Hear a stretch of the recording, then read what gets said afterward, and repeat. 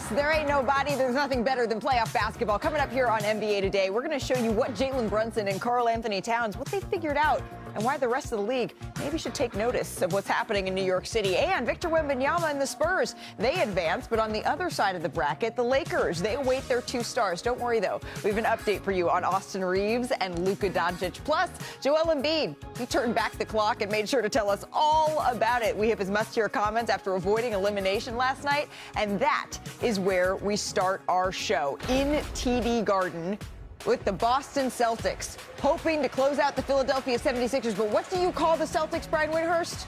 The extenders? They certainly have been like for the last decade. They live by the 3, they die by the 3. And Amon, early on, they made a couple. They did. They got cooking early, but they just level off after a couple of quarters. So they were up by 7 at the half here, Perk. Going ahead to the third quarter, though. About 6 minutes left here. The Sixers down 3. Joel Embiid. And all of a sudden, you got a heavy dose of it. Anytime you see him sealing and then going off the vert and snatching the screws out the rim is always a bright sign for all the Philadelphia 76ers fans. Maxey for the deep 3 there. The Sixers keeping it close. Final seconds of the third. Yeah, great floor game.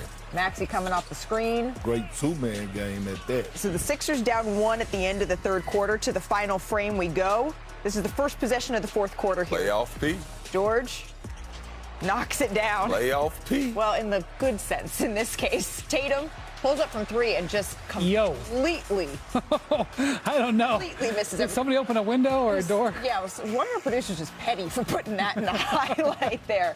So the Celtics, they ended this game by missing 14 consecutive Lay on the table, Joel. goals. Just getting his ankles taped, laying on the Joel table. Embiid, 33 points in this one. A kiss for his son, Arthur. Boston fans heading for the exits early because Game 5, it belonged to the Sixers, but it was also a tale of 2 halves for Joel Embiid. He stopped shooting threes at all in the second half, and that's when he started to find his rhythm. He made 7 of 10 shots, and the Sixers outscored the Celtics by 21 points in his time on the court after the half. And after the game, Embiid, he took inventory of his night. Copy. The game plan was to, get up, as a team, get up, a lot of threes. So I kind of got sucked into that game plan, and then obviously when you miss a couple you got to adjust, and I just started going inside and, find some luck. I was proud of him tonight, man. Like, that's the dominance that you go into a playoff game with, and he did that. I've dealt with a lot of stuff over my career, I don't complain. I know a lot of people might have takes of that I might be lazy or whatever, but whether I'm, good physical, mentally shape or whatever, I just want to enjoy these moments. Just being part of a basketball team, that's trying to accomplish something, and that's to win every single game. Well, Joel Embiid, he said he needed a game to feel like himself again, and certainly, Brian, he looked like that last night. I understand why they need to shoot threes against Boston. I understand that was the game plan, but you can get 3-pointers by using Joel Embiid, and that's what happened in the second half when he couldn't make any in the first half.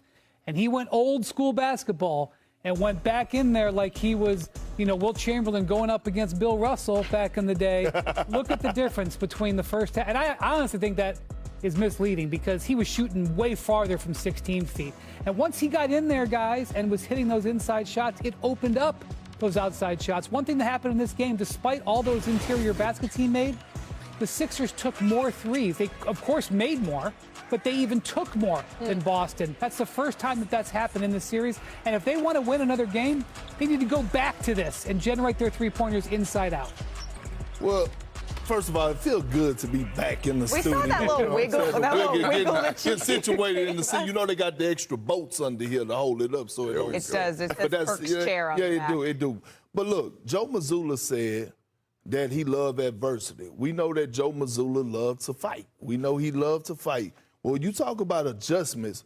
He got hit with an overhead right? And when you think about Joel Embiid, look at the impact. Look at the spacing. Okay, you got the 2-man game with him and Maxey, and it comes into a post-up isolation. You got the whole weak side over there that's occupied, and now it's him and Vucevic on the island by himself. Straight tomato chest, 2 dribbles, I'm getting to the basket, reverse layup. Here you go again. Clear the side out. some misdirection on the weak side. This is not enough, Sam Hauser. Look at this footwork. Look at the shift for the shoulders, the wiggle right there. Look, Jordan-esque took the turnaround fadeaway. So when you talk about in-game adjustments, right, game-to-game adjustments, what is Joe Mazzulla going to do at this point? Because you come into this series, the whole game plan was, how am I going to stop Maxey? How am I going to stop Paul George? VJ Edgecombe, and now all of a sudden you got Embiid to deal with. But I think that the biggest thing we saw was Tyrese Maxey went out there and controlled that. Like before in the previous games, it was just like anybody could shoot it. We don't care what's happening. We just trying to figure out offense. It seemed like he understood, hey, I'm going to have a better floor game. I'm going to be very conscious of when we need a bucket, who gets the ball, where do they get the ball, and how can I let them be successful. I thought he did a great job. He kept the turnovers down. He didn't shoot it great from three, but he went out there and took shots that he was supposed to take. He monitored their offense and said, hey, we're not going to have any cold spells, because if you have cold spells against Boston and they hit threes, you're out the game. Well, what do we know? We know that Boston is better in the playoffs, and actually during the regular season, they are better on the road than they are at home. So if you're the Celtics right now, what's your level of concern, Perk? I have some level of concern. You want to know why? It's because the Batman is not getting it done. Their Batman is not getting it done, and I'm talking about Jaylen Brown. Jason Tatum hasn't been in his way. Jason Tatum actually played a solid game last night, but you also watch the Celtics are trusting Jaylen Brown, and rightfully so, to go isolation when the three-point shot is not falling. When Paul George and Kelly Oubre is guarding Jaylen Brown, he's 2 for 10.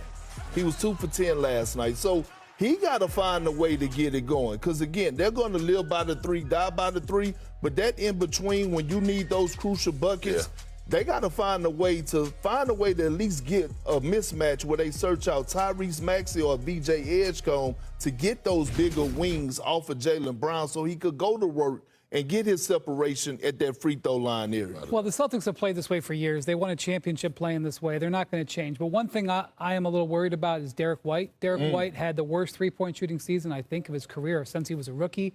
He's 7.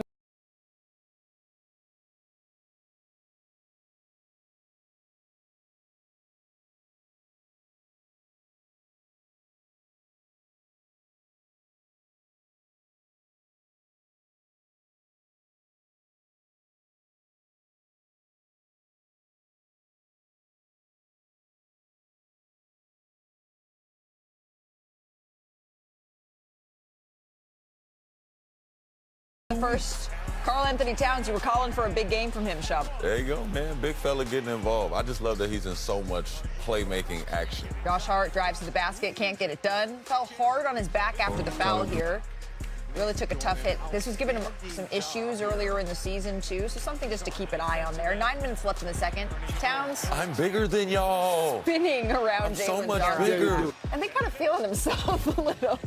Yeah, you know, Cat didn't put up huge scoring numbers, but the ball was, look at Love that. that late pass. The ball was in his hands in this game, Malika. Nice two-man action here. Blast action.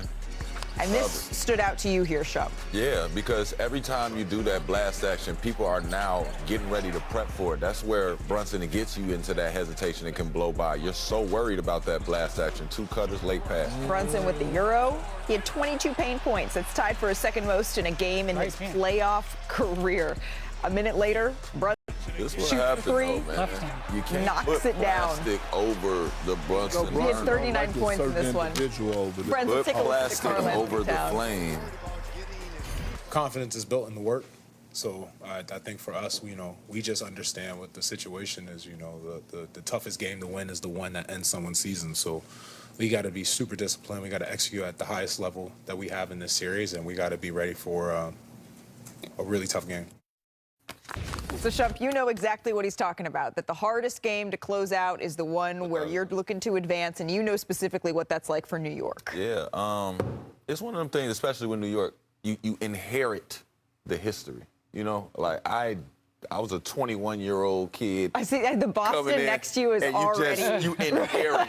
You inherit all the years that it didn't happen for New York. And when you get in those closeout games, I think Boston ended it. That starts being real. I mean, my Boston series in the playoffs with New York. We came out successful. I wasn't there. I wasn't there, Sean, but you my dog. But look, I'm looking at a happy Karl Anthony Towns. We just saw his emotions. We know he's an emotional individual, loves to feel love, right? So when you think about what they're running, look at their sets. Yeah, he didn't have a lot of FGAs last night, but the offense is running to him. Is that the delay action, the old delay action? What is this, Sean? It's either the delay or it's going into that flex action. It's just Brunson never used it because the pass was available. You're just seeing it over and over. It looks like a 21 action. They get this little cut right here. They can either have two cutters. They can do a flex cut with a pop back. They can later on hit a late pass and go to a side ball screen. Everything that they do, it's like having a quarterback option if you playing in college. You just got all type of options. And they tried using Dyson Daniels on Cat a little bit more in this game. It didn't really work. So when you're looking at adjustments as we look towards Game 6, what are you keeping an eye on, Brian? Yeah, well, it's possible that the Hawks could just go to full guard play, and they could just put guards on the. Well, Buddy Hield came in the game and hit a couple of threes. I don't know. We'll see. They could just go straight guard play super small. From the Knicks, even though Towns only had 7 shots in this game, you look at Brunson with 23, Towns with 7, you'd like that to be a little bit more balanced. Towns had the ball in his hands. They were running action through Towns. This is actually the most he's had the ball in his hands in a playoff game in his career. You know what was second? The game before, Game 4. They're leaning into point center. This is the way forward. Let Cat be more involved, especially against the Hawks. They don't have bigs. But it also allows you to still see Brunson. I think that the scary part for the Knicks was we want to use Cat more, but we don't want to use Brunson less. I think with Cat having the ball in that position, when he gets actions like that, you still get a second and third look. So Brunson has a chance as long as he cuts hard, they set good screens, he has a chance to get back open. So you love to see that. I think we all agree Towns is the most important player to their success. Jalen Brunson is the best player. The X factor in this series has been Josh Hart.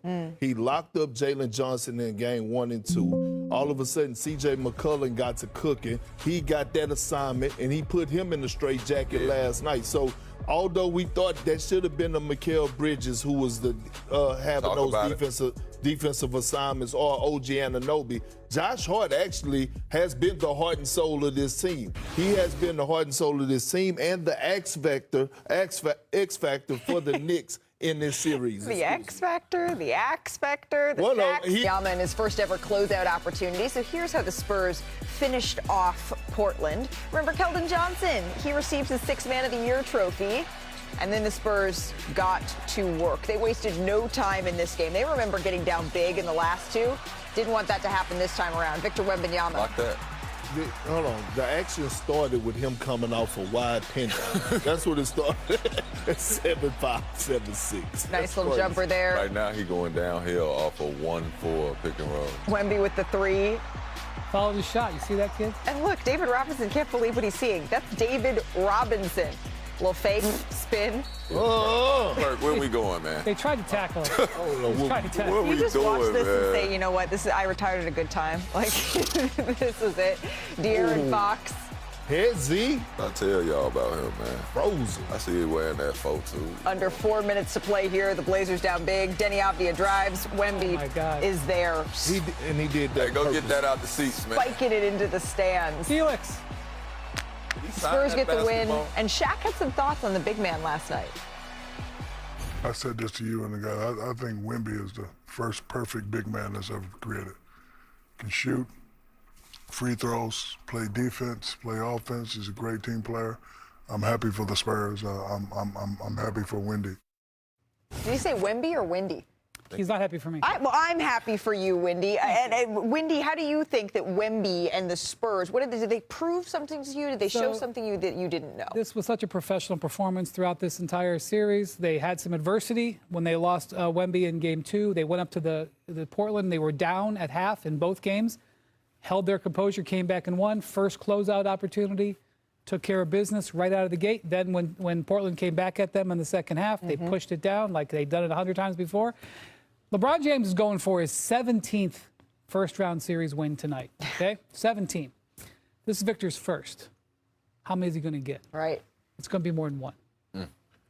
Well, I said that the San Antonio Spurs are going to win the NBA championship this year. Not next year, this year. And you know what happened? is that the only knock on them was their Why lack. did that like help you? But, yeah, it got me motivated. It was the only knock on them was their lack of experience. And what we saw in this series was these young pups grow into grown-ass men. The adversity in Game 3, Dylan Harper with 27 off the bench, crucial buckets in the fourth quarter on the road, and then Game 4 down double digits, and then you come home and you say, what? You know what? We're going to finish our food. And so you look at this roster, top to bottom. Yes, they have Vassell, Stephon Castle, Wemby, all these young guys, but then De'Aaron Fox, all of a sudden, the forgotten gem, comes alive and takes over when need be, and it's not forced. So when you look at this squad, you like, how can you not see that this is the only legit team that could dethrone the Oklahoma City Thunder? And I believe that they will. And you know how I feel about OKC, Malika. My jacket's still hanging up in the back. I ain't wore it For a while, yet. yeah, on Wednesdays he was wearing the OKC jacket. I ain't dry cleaned it or nothing. It's still, that's it your smells business. like cologne, though, but it's good.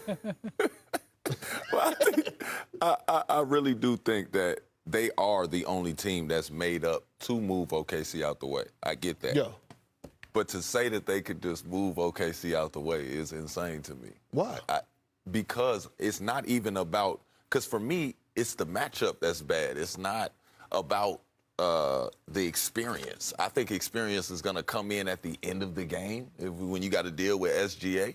But I'm talking about 1 through 10 for how they play. They cancel out with the Spurs. What's something? Let me ask you this. There you go. They did dominate OKC in the regular season. The regular season is all well and good. It's a whole lot of basketball that, hey, Detroit was great the regular season. And Orlando was terrible. Yeah, but Detroit ain't got him. And see, when you have an all-time great in Shaquille O'Neal that give Wemby that type of praise, because we all know Shaq worse than me when it comes to hating on people. He's a real hater. When you have an all-time great like this, you can't put nothing past him. And what's the one thing that OKC has laid the foundation for, the blueprint, should I say?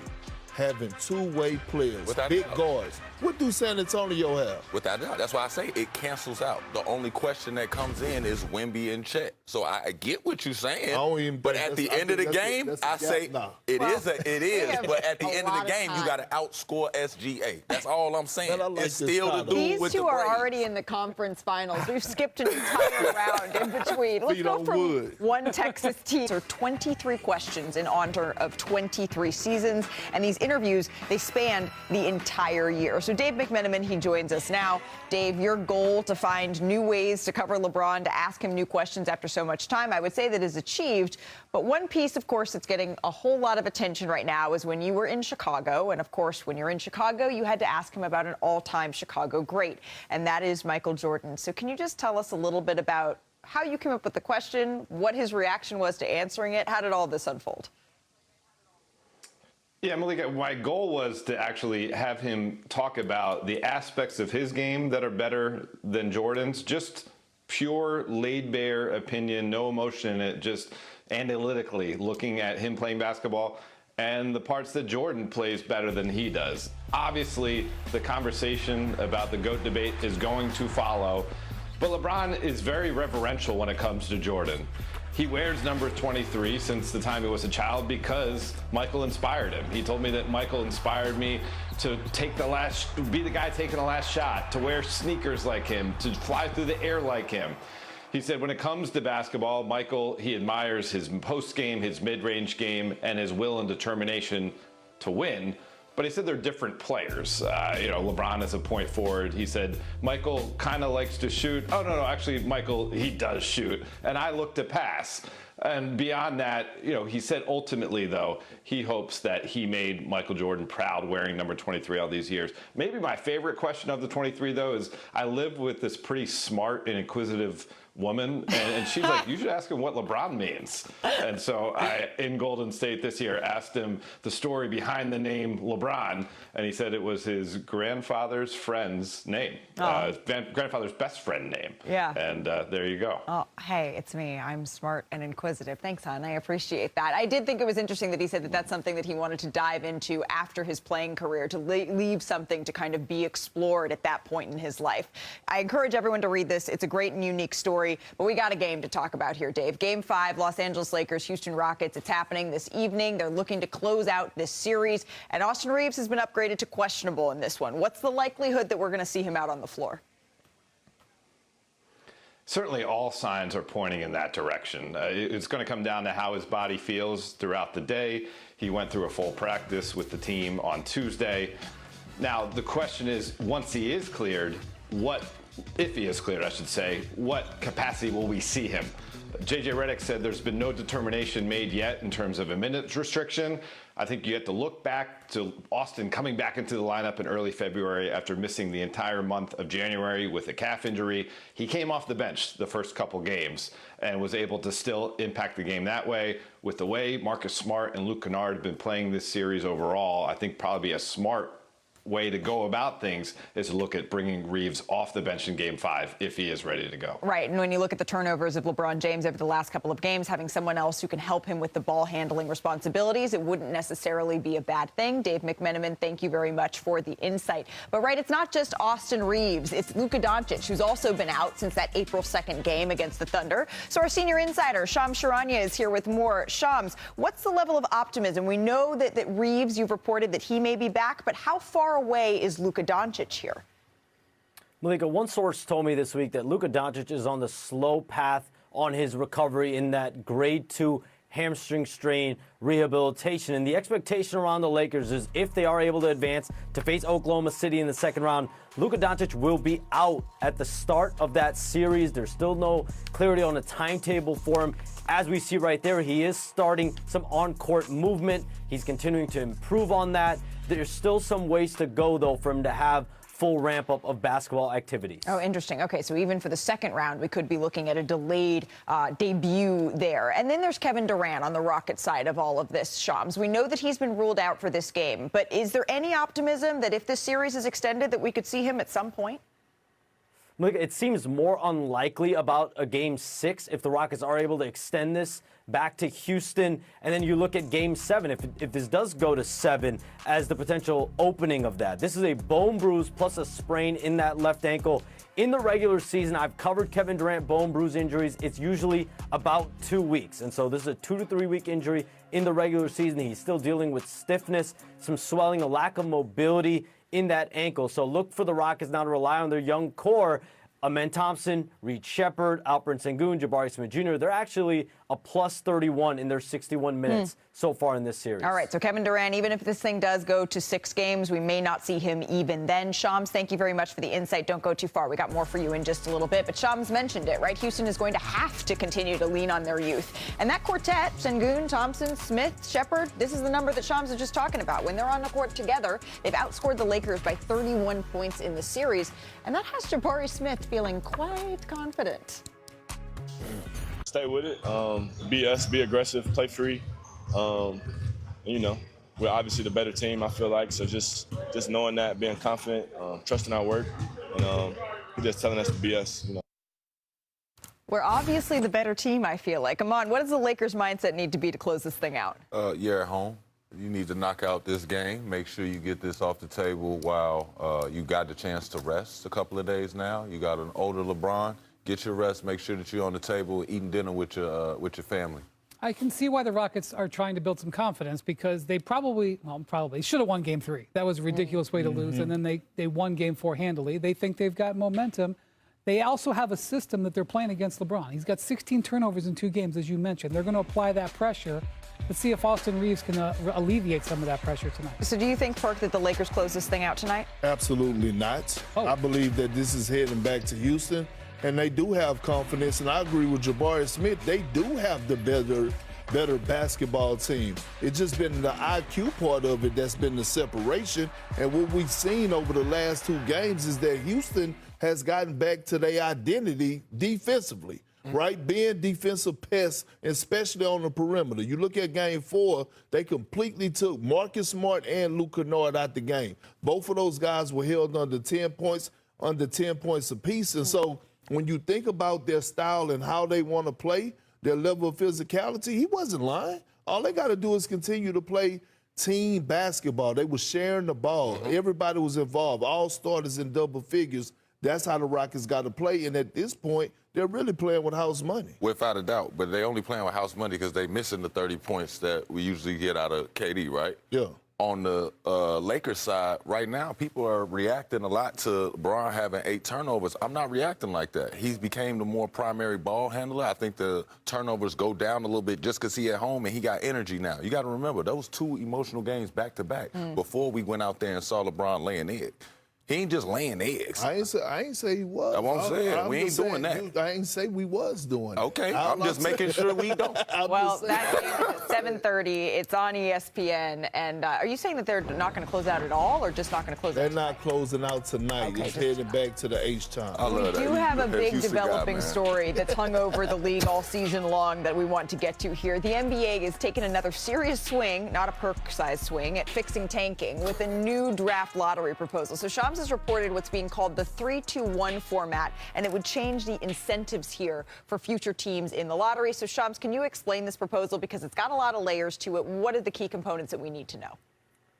Malika, flat out, this is Adam Silver, the NBA commissioner, his attack on losing teams and having a system where, quote, you hate to lose and it's uncomfortable to lose. And so basically what we'll see here in a vote with the Board of Governors on May 28th is the draft lottery moving from 14 teams to 16 teams. Flattened odds, but most importantly, penalizing the bottom 3 teams. That's why it's called the 3-2-1 by names. That means the lottery balls per team. So the bottom 3 teams now will lose ping pong balls because they're the 3 worst teams. That's now going to be called the relegation zone. So instead of 4 balls or 3 balls like teams 4 through 10 might get in terms of 3 lottery balls, you're only going to get 2. So Adam Silver basically punishing the teams that are trying to lose or are the worst in the NBA. So there's not going to be relegation to the G League, but you are going to lose lottery balls. So the NBA believes, and officials around the league believe, this encourages teams 1 through 3 to try to win more so they're not in that relegation zone. 2 other interesting layers here. You're not going to be able to get back-to-back years with a top overall pick or have top 5 picks in 3 consecutive years. And so you think about teams like Oklahoma City back during the Kevin Durant era or the San Antonio Spurs as currently constructed right now, those would not exist under these new policies. And so this is expected to start in 2027 through at least 2029. Then it'll go up for a Board of Governors vote whether this will stay or leave. All right, I want to bring Brian Windhorst into this. Thank you for explaining all of that, Shams. I understand de-incentivizing losing here, Brian, but at the same time, there are teams that are just bad that now, not in glamour markets, that don't really have any upward mobility. So how much do you think this is actually going to help the tanking issue? Because that's the issue here. It's the tanking piece of this. Well, this is an overcorrection. And the league knows it's an overcorrection because, as Shams just said, they're only committing to it for a couple years. Because they know that it's going to be, kind of out of control. But they're basically dealing with a bleeding wound and they're triaging it. They had 9 teams by the end of this year that were tanking, and they're trying to put the end to that. I do think this will stop that. I also think that next year there was naturally going to be fewer teams tanking for various reasons. So the draft's not the same. Yeah, I do think it does incentivize winning. That is better than the previous models. I assume Adam Silver wouldn't have rolled this out unless he has support from the 23 votes he needs from the 30 owners. Right. I assume that. However, I think if you're a small market team and you get bad, the only way you can get better is by getting top draft picks. And I would be reticent to vote for this. And the small market teams tend to block vote. But Adam, I'm sure has had those conversations. I suspect this will be a short-term fix. Well, as Shams mentioned, the next thing that needs to happen here is this goes up to a vote. Shams, thank you very much for explaining. We have 2 more huge playoff games tonight, so it's time for a little full-court press, checking in with some of our reporters, starting in Detroit. Backs against the wall here for the 1 seed, the Pistons, but there's some doubt that the Magic will have one of their stars, Franz Wagner. Oumyung Masuka's there. What's the latest on Wagner's status? Malika, this is a significant development for the Orlando Magic. Franz Wagner did not participate in the morning shoot-around with a right calf strain, and he is unlikely to play tonight. And I would say his status moving forward, if the Pistons are able to extend this series, is also going to be uncertain. I watched him walk out of the arena very gingerly. Paolo Banchero said that the team is expecting not to have Wagner tonight. On the other side, the Pistons remain as confident as when they won 60 wins. Jalen Duren basically saying, I still feel we are the better team top to bottom. Well, they have to show that right now. Thank you. Now to Cleveland. We're going to check in with Cavs Corner. Brian Windhorst, you're plugged in on all things Cavaliers. They've dropped both games in Toronto to even the series. What's their mindset heading into Game 5? There was a startling lack of concern coming from the Cavs after they blew Game 4, which they did. They were up 8 points with 4 minutes to play, and the Raptors just took it from them. James Harden, in the last 4 times he's been in a Game 5, Malika, where it's 2-2, where the chips are on the table, 33% shooting, 12 points a game average. That's not going to get it done tonight. They're going to need some offense. They're going to need to also unlock their bigs. Their big men, Evan Mobley and Jared Allen, did not have impactful games up in Toronto. Well, it's also been what the Raptors defense, Brian, is doing to James Harden. Of course, defenses, they're calling hard, but the adjustment is big. Jamal Shed has drawn the assignment, and he's wreaked havoc. But there's someone on this panel who called this before the season even started. Who might that be? Previously on Jurassic Park. But Big Perk. That sounds like a job for a big list of who is a beast of the Eastern Conference. Coming in at number 5. Bam! Put it up there. The Toronto Raptors. I have them making the playoffs this year, being the top 6 seed in the Eastern Conference. Brandon Ingram, R.J. Barrett, Emmanuel Quickly, Scotty Barnes. A lot of people are sleeping on the Raptors. I am not. Simply majestic. Hello, world, and happy Wednesday. Damn it, you can call me Big Perk, Perk Kendrick, or Jurassic Perk. And the reason I earned this name is because I've been trusting these boys before the season. And now they're 2-2 in this series against the Cavs. And it's because of a young man that I consider a top 5 two-way player in the game, but somebody else consider him with a high ceiling as well. Take a listen. I expect more from Scotty. Scotty's going to bring more. Scotty, right now, the way he's playing, he's at 60% of a player that he's going to be in 2-3 years. Scotty's going to be one of the best players in the league. And he ain't lying, because he's giving me Giannis Antetokounmpo type vibes. This is Evan Mobley, who won Defensive Player of the Year a few years ago. All of a sudden goes through his chest to the basket to complete the mission and get a crucial bucket. Here it is. After a made free throw, I want you to look at Scotty Barnes and watch this activity. They try to pick him up full court. He sees the whole floor. It's only a few players in the league that could do what you're about to witness, and that's Giannis, Wemby, and Scotty Barnes that could do this right here, go coast to coast, take out outside the dots, and snatch the screws out the rim. Here he is on the other side of the floor. By the way, he's been guarding the hell out of Donovan Mitchell, guarding him the most, him and James Harden. This is what he do. Two-way player, gets a stop, blocks it against the glass, keep it inbounds, and guess what? They off to the races. He has guarded James Harden, he has guarded Donovan Mitchell, and he has brought up the basketball the most out of any other player on the Raptors. When you talk about two-way players, when you talk about a guy that has a high ceiling, Scotty Barnes, I expect him to carry his game from the 6 on to Cleveland tonight in Game 5 and get it done. Well, same matter. I thank Toronto for giving us more Jurassic Park. It's time now for Heat Check. It's brought to you by DraftKings Sportsbook. Brian, let's start us off. If the Cavs are going to win, they got to have Donovan over. They need him to be freed up from Scotty Barnes. They've been top locking him. They got to get him some space. Hey, man, and Amen Thompson. And the church says amen. If y'all going to have success, he's going to have to play well. The bleeding stops tonight for Jalen. Rise to the occasion. Wendell Carter has been on his ass like back pockets. At home tonight, he get 15+ points. All right, add all that up real quick, Perk. It's a plus 464 payout. $10 bet returns, 56.40. Yeah, we're trying to get you some money. On DraftKings Sportsbook, all customers can get a profit boost every day of the NBA playoffs. Download the app. Use the promo code SCREEN when you sign up.